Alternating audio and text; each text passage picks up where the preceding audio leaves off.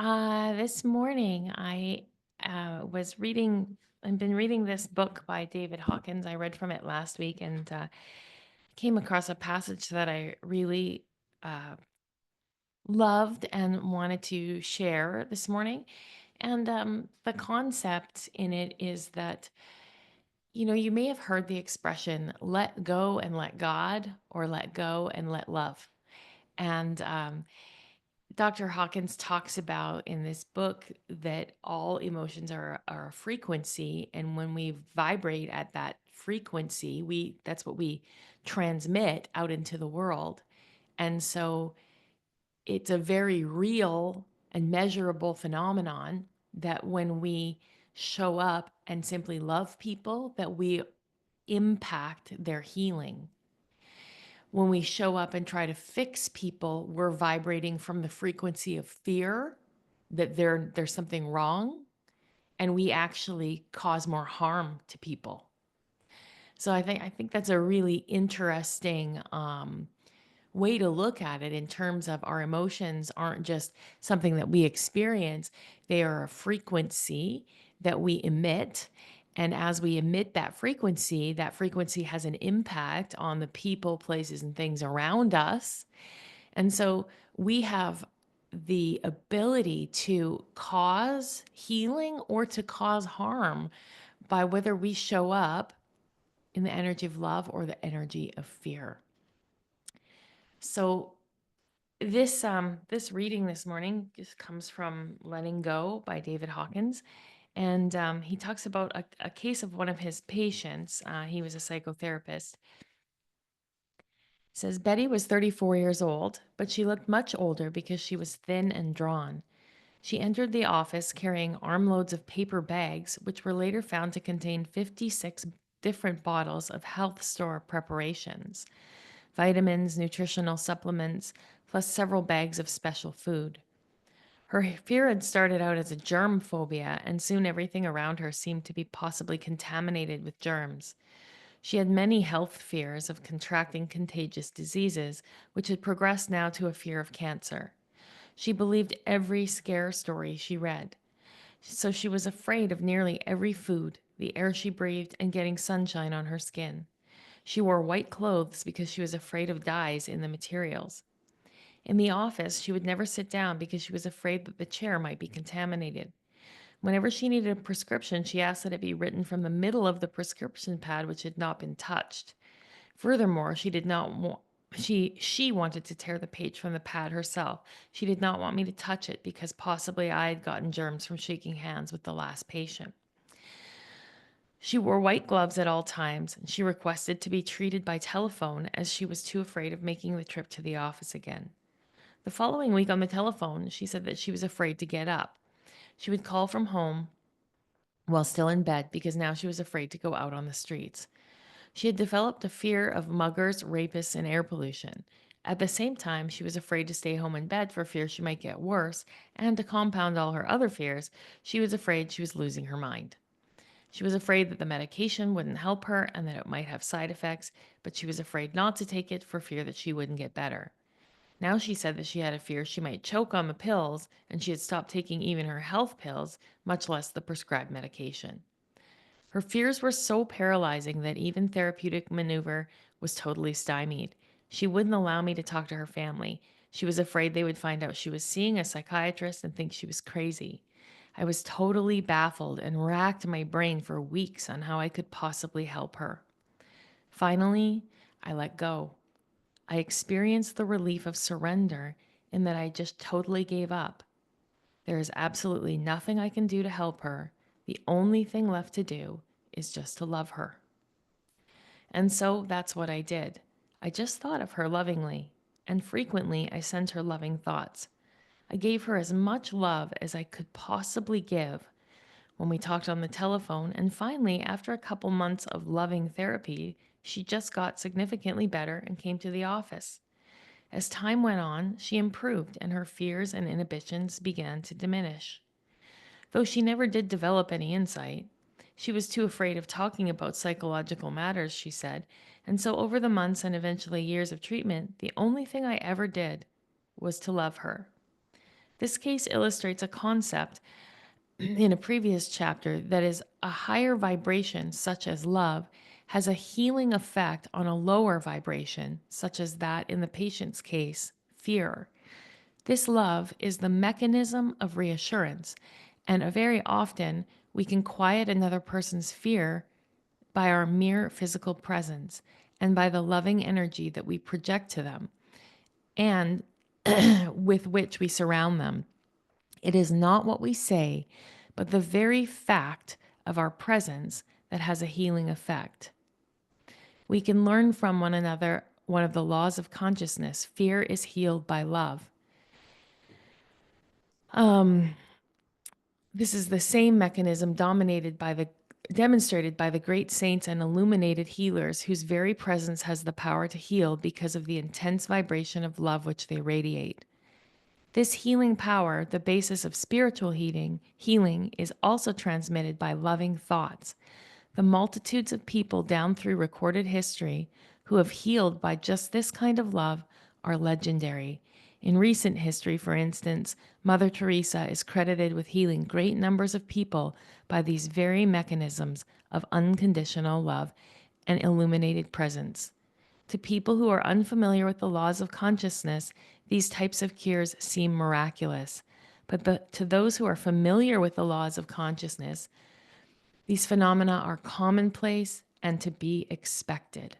High levels of consciousness are in themselves capable of healing, transforming, and enlightening others. The value of the surrendering mechanism is that by letting go of the blocks to love, our capacity to love increases progressively, and loving energy has the capacity to heal ourselves as well as others. I have spoken many, many times on the fact that it was when I let go with my son and just decided to love him that was when he started to heal. And it was very powerful for me to read this and realize that it wasn't just some kind of wishful thinking or a miracle that someone else interceded on my behalf, but that we all have the power to let go and to just love people. And in doing so, we are actually causing change and transformation on the planet. So there's a lot of fear in the world right now. And I hope none of you watch the news. If you do, please stop it because it puts us in that low vibration, that fear. The media spoon feeds us fear. And the most powerful thing that each of us can do, you might think, oh, I could get involved in a political cause, or I could, and I don't know, maybe that would help. But the most powerful thing that you can do is get yourself into a loving vibration daily and send love to people that are struggling, and send love to people that annoy you, and send love to people who are suffering, and send love to yourself. Because the more of us that get into that state of higher consciousness and vibrate at that level, the more we become a contagion for that. And when love is the primary vibration, that is what has the effect of changing the world around us.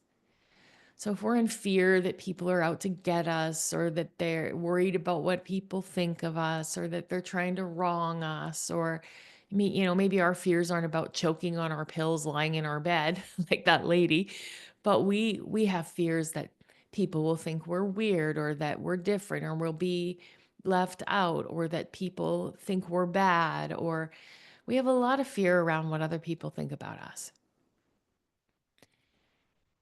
We have the opportunity to become transmitters of love instead of receivers of fear. And I think that is a really magnificent gift and a responsibility, especially if we don't like the current state of the world. Then this really illustrates Gandhi's direction to be the change that we want to see in the world. It's as simple as, simple, not easy, but as simple as letting go of trying to fix and simply loving. So, shifting from fixing to loving allows for a divine intelligence and universal wisdom to move through us. And I want to just share with you, I did a little bit of research this morning. The neurological effects of love and acceptance. Studies show that unconditional positive regard helps individuals feel safe, seen, and accepted, which in turn reduces stress and promotes healing. Love creates an energetic shift because our mirror neurons, so we mirror we have mirror cells in our brain that mirror the state and the behavior of the people that we're uh, connecting with. And so the mirror neurons respond to the emotions of those around us, reinforcing either fear or anxiety. But if we show up as a transmitter of love, then their mirror neurons will reflect that love. In all of the spiritual teachings, this is also present. In Buddhism, they talk about attachment to control, creating suffering, and that surrender is the pathway to peace. In Christianity, it says, be still and know that I am God. A reminder that we are, that there is a greater force moving through us to surrender to. And in yoga, there are 5 main paths of yoga, but bhakti yoga is the path of devotion, of just love. And it teaches us that love and surrender dissolve obstacles. I think when these teachings appear across the board, across the world, it's really for us to pay attention to, right? And then in in your real world, real life, what I would invite you to consider is, where am I? Just thinking, if this person would only do this, their life would be better. And there's someone that popped in your mind. If this person only did this, my life would be better. What if you let go and you just love them and you made your life better and maybe theirs too?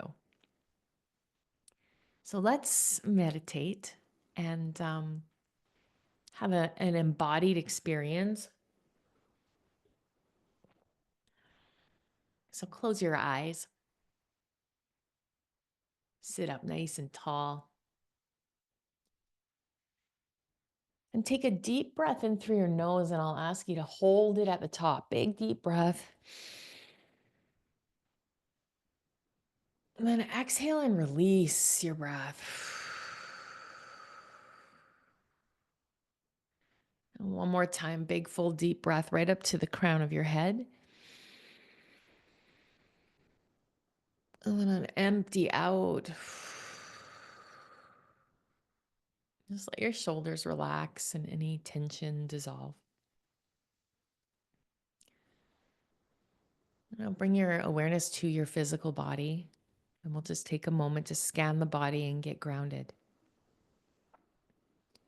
So move your mind's eye to the soles of your feet, the tops of your feet, the front of your shins, the backs of your calves, your knees, your knee pits, the tops of your thighs, the backs of your thighs. Notice your sits bones, your hips, and your pelvis. And notice all the organs resting in your pelvic bowl. Bring your attention to any sensation in your torso where your organs are contained.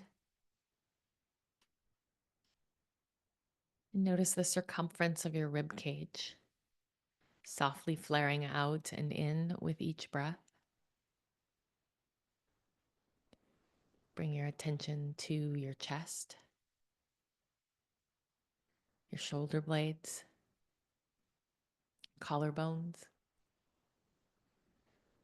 the tops of your shoulders, your upper arm bones, your elbow pits,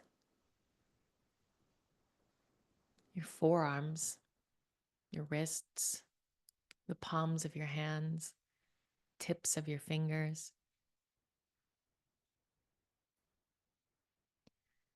And then bring your attention up to the hollow at the base of your throat and simply notice the vibration of the breath passing over your throat.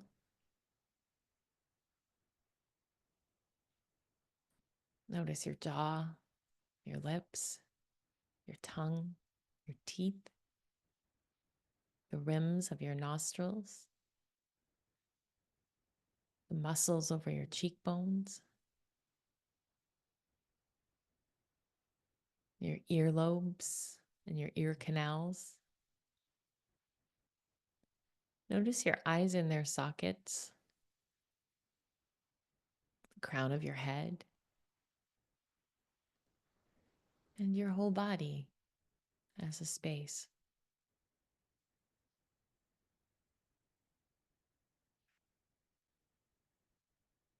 Now imagine a warm golden light at the center of your chest.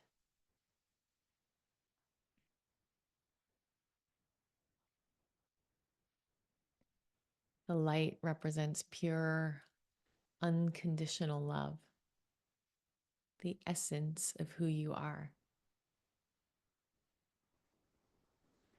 With each inhale, feel it expanding.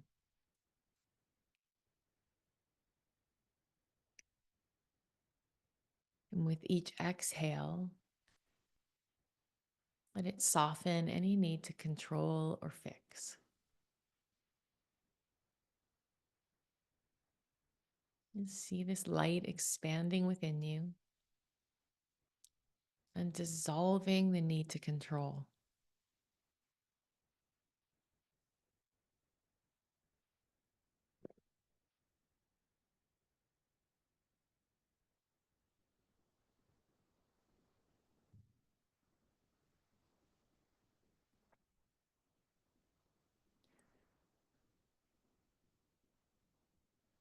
Now picture someone in your life who might be struggling or whom you struggle with. And just see that person standing before you. They're standing open and undefended. Notice any emotions that arise within you. Their concern or frustration or an impulse to help or control.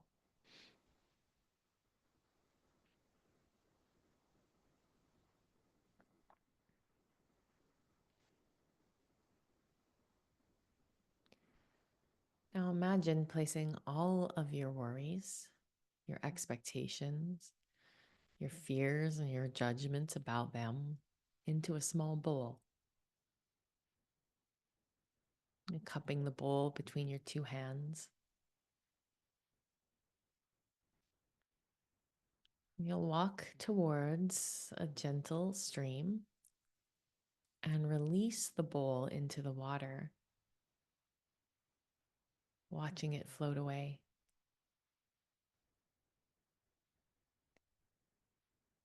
Feel the weight lifting from your heart.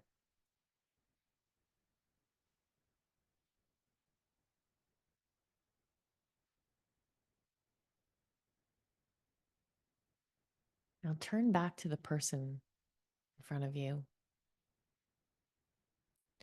And without needing to say or do anything, simply radiate love toward them.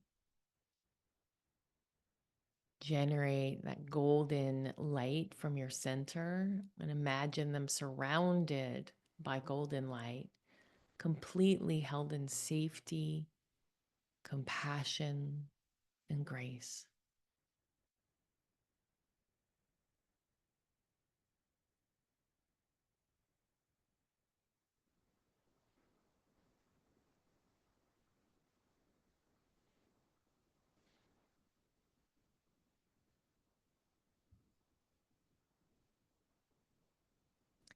Trust that they're on their own path and that you loving them is enough to help them on their path.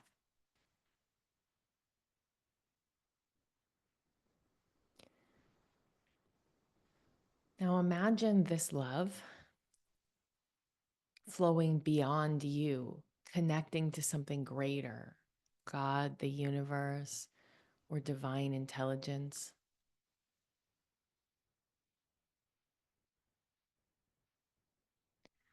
Trust that this higher wisdom is working in ways unseen.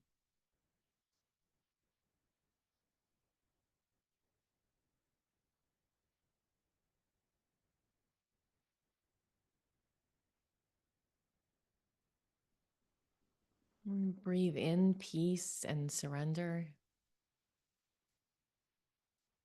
and breathe out love.